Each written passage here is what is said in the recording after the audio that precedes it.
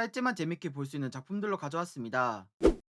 살아남기 위해 마계 아카데미에 입학한 최종 악역의 이야기. 마계 아카데미의 신윤 악역 소개하겠습니다. 세계관 속 최강 악역을 죽게 만들면서 소설 완결을 앞둔 소설가 남우현. 그는 쓰기 싫었던 소설을 보며 남아있던 미련을 떨치던 중 누군가 문을 두들겼죠. 그 소리의 문 앞으로 간 주인공은 어떤 종이로 받게 됩니다. 동시에 자기가 죽인 악역 아델이 나타나더니 그가 이루지 못한 꿈을 이뤄달라고 주인공을 어딘가로 보내버렸죠. 기절한 그가 눈을 떴을 땐 소설 속 악역 아델로 빙의된 상황. 그는 자기가 처한 상황을 파악했으며 며칠 후면 암살당할 예정이었습니다. 그래서 그걸 타파하고자 방법을 찾던 중 아델이 줬던 종이를 확인하였습니다. 아무것도 적히지 않았지만 곧바로 글씨가 나타난 종이 대가를 지불하며 원하는 정보를 얻을 수 있기에 주인공은 당장 필요한 만화 운용법을 알아냈죠. 그로 인해 여러 스킬을 얻었지만 약한 상태였기에 스킬 단련 후 도망치기로 결심합니다. 시간이 흘러 암살자들이 온 상황. 주인공은 극한으로 스킬을 훈련했기에 그들의 포위망을 벗어나 숲으로 도망쳤죠. 하지만 살아남을 희망이 보이지 않자 마계로 갈 수 있는 게이트가 어딨냐고 종이에게 물어봤습니다. 대가가 부족했던 주인공은 상대방의 무기를 대가로 바쳐 마계로 이동할 수 있었습니다. 그가 도착한 곳은 마공 비경. 그곳을 빠져나가기 위해 주인공은 위치 교환을 통해 각 보스방을 넘어갔죠. 그렇게 편법으로 최종 보스까지 스킵한 주인공. 보물 상자에 담긴 정체불명 덩어리가 덮치자 의식을 잃고 쓰러지고 마는데 과연 주인공은 마계에서 어떤 모습을 보여줄까요? 만족스럽게 볼 수 있는 작품입니다. 흔한 최종 악역에 빙의한 설정이었지만 살아남으려고 마계로 간 것이 신선했습니다.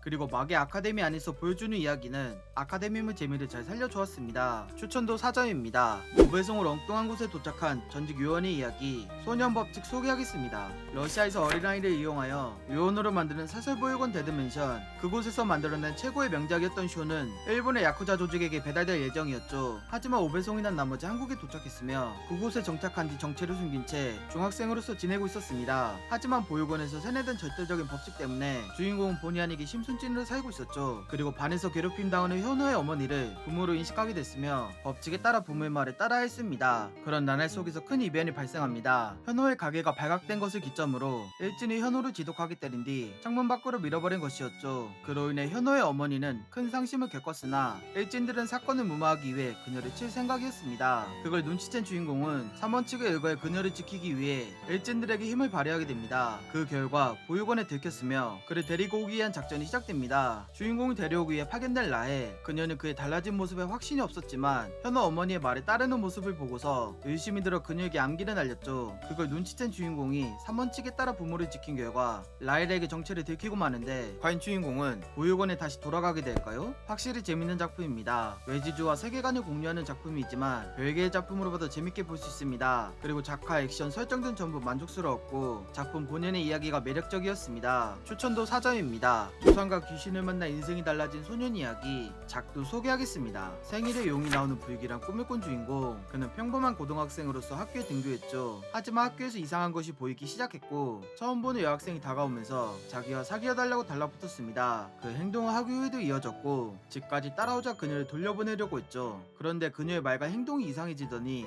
귀신으로 변하여 주인공을 쫓아갔습니다. 그의 몸을 뺏으려던 귀신은 결국 화가 났으며 몸을 가질 수 없어서 먹으려고 했죠. 그때 집에 데려온 강아지가 나서더니 사람의 몸으로 변해 귀신을 해치워버립니다. 곧바로 의식을 잃은 주인공. 기절한 그가 눈을 떴을 때 다음날 점심시간에 일어나서 지각하게 됐죠. 학교에 오자 자기를 따라다니 이수를 피해 다니던 중 움직이는 동상이 함께 휘말리고 맙니다. 다행히 동상이 피해 도망치면서 기지를 발휘하여 동상을 떨어뜨릴 수 있었죠. 그렇게 단둘이 남자 그녀는 주인공에게 설명할 시간이 달라 했지만 그는 매몰차게 거절하였습니다. 집에 돌아온 주인공은 자기가 데려온 강아지가 조상인 걸 알게 됐으며 동상이 집까지 따라 도망치게 됩니다. 그러다가 이수가 나타나더니 동상을 퇴치하려 했으나 실패했죠. 그렇게 그녀가 죽을 뻔할 때 주인공이 구하러 나섰으며 조상의 힘을 빌려 동상을 퇴치하는데 과연 주인공은 어떤 일상을 보내게 될까요? 기대 이상으로 만족한 작품입니다. 설화 소재를 작품 안에 잘 녹여내서 흥미롭고 재미있게 볼 수 있습니다. 이삼희 작가님 특유의 물 흐르듯 보여주는 개그 코드도 좋았으며 레사 작가님의 작화는 이전과 다르지만 작품과 잘 어울려서 좋았습니다. 추천도 4.5점입니다. 전생을 바꾸기 위한 연금술사의 회귀 이야기. 이야기, 회개한 천재 플레이어의 신화급 무기 창조 소개하겠습니다. 신이 되기 위해 인류를 배신하고 랭커 김시혁을 죽인 종리추. 그는 약속의 대가로 신이 되는 줄 알았으나 자격이 없기에 불가능했죠. 그리고 자기가 죽인 김시혁이 성자의 자격 보유자였기에 지구에서 아레나는 종료되고 지구의 보호권이 철회됩니다. 그로 인해 세상이 멸망하던 때 김시혁의 형 김시문을 찾아간 고말숙. 그녀는 김시혁이 쓰지 않은 엘릭스를 그에게 전달했죠. 그걸 받은 주인공은 연구하던 연금술을 완성시켰으며 현자의 돌을 만들어서 자기에게 귀속시켰습니다. 그러자 종리추를 이용한 성자가 나타나 주인공이 가진 현자의 돌을 뺏으려고 했죠. 주인공은 이 상황을 초래한 성자에게 엿먹이고 싶었는데요. 현자의 돌을 이용하게 됩니다. 그렇게 등가 교환을 통해 성자에게 한 방 먹인 주인공은 의식을 잃고 쓰러집니다. 그가 눈을 떴을 때 11년 전 과거, 회개하게 된 주인공의 상태를 확인하여 마력 불능 대신 현자의 돌이 자리 잡은 걸 알게 됩니다. 그로 인해 고유 스텝 보유자가 됐으며 하이랭커가 될 가능성이 생겼죠. 그러다가 자기 능력을 확인할 때 현자의 돌이 반응하여 효율적인 연금술을 사용하게 됩니다. 그렇게 연금술을 사용하여 모조품으로 제우스의 창을 만든 주인공. 덕분에 제우스에게 관심을 받은 상태로 전생을 바로잡기 시작하는데 과연 주인공은 어떤 모습을 보여줄까요? 기대하지 않았다가 만족한 작품입니다. 흔한 회귀와 성자가 들어간 소재였지만 작품 내 재미만큼은 만족스러웠습니다. 먼치킨 작품 특성을 잘 살려 빠른 성장과 전개, 답답함 없는 주인공 성격 등 여러모로 잘 살렸다고 생각합니다. 추천도 4점입니다. 시간을 초월하여 아시를 지키려는 호위무사 이야기, 냉동무사 소개하겠습니다. 계략에 빠져 독에 당했지만 못이나 아시를 지키는 청류검. 그는 자기가 곧 죽을 것을 알기에 아시를 지키기 위한 물귀신 작전을 펼쳤죠. 그리고 상대의 가면이 벗겨지자 자기가 아는 대상인 걸 알아 충격에 빠진 채 그대로 폭포 아래로 빠집니다. 기절한 그가 눈을 떴을 때 머나먼 시간이 흐른 현대, 주인공은 냉동인간 상태로서 여태까지 잠에 빠졌다가 깨어나게 됩니다. 그로 인해 국가기관에 넘어갔지만 구속된 것을 쉽게 풀어내고서 시내를 질주하고 있었습니다. 왜냐하면 자기가 상대했던 오견의 수하가 자기에게 환수를 걸었다고 생각했기 때문이었죠. 그래서 환수를 풀 열쇠를 찾기 위해 도시를 돌아다녔으며 그를 막기 위한 현대 화력 앞에서도 아무 소용없었습니다. 그러다가 대통령이 그를 찾아왔는데요. 주인공은 그의 목을 단숨에 베어버렸죠. 하지만 환술이 아니란 걸 깨달으면서 자비를 베풀어 목숨을 살려줍니다. 그렇게 대통령과 얘기를 나누게 되면서 현실을 파악하게 된 주인공. 그는 대통령의 냉동인과 연구 협조를 거절하고서 요요히 청와대를 빠져나갑니다. 그리고 자기가 지킬 아씨가 없기에 높은 건물에서 스스로 떨어졌죠. 하지만 오견과 똑같은 얼굴을 보게 되자 다시 살아갈 이유가 생겼으며 대통령에게 그를 찾아달라고 얘기합니다. 그렇게 오견과 다시 만나게 된 주인공.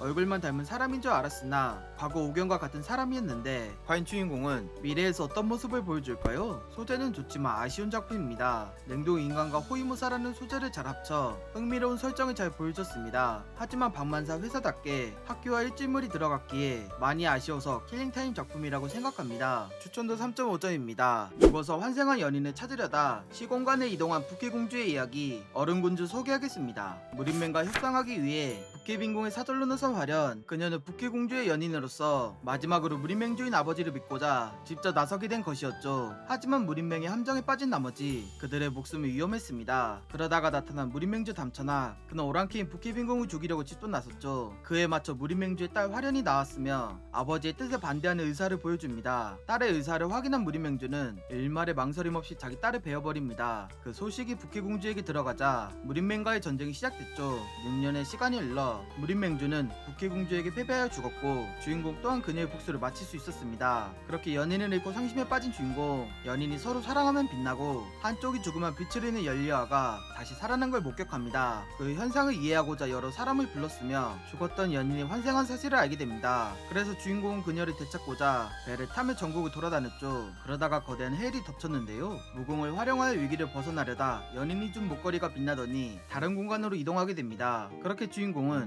다른 대륙의 만물을 해치우고 사람들을 만나게 되면서 공간 이동한 사실을 알게 되는데 과연 주인공은 환생한 연인을 찾을 수 있을까요? 각색을 했으면 더 좋았을 작품입니다. 설정이나 작화 같은 경우 만족스럽게 볼 수 있다고 생각합니다. 하지만 원작에 충실한 탓에 무협을 잘 모르는 작품의 면모가 드러나는 등 각색을 잘했으면 괜찮았을 것이라 생각합니다. 추천도 3.5점입니다. 오늘은 여기까지. 도움이 되셨다면 구독과 좋아요 눌러주시면 감사하겠습니다. 맛빠.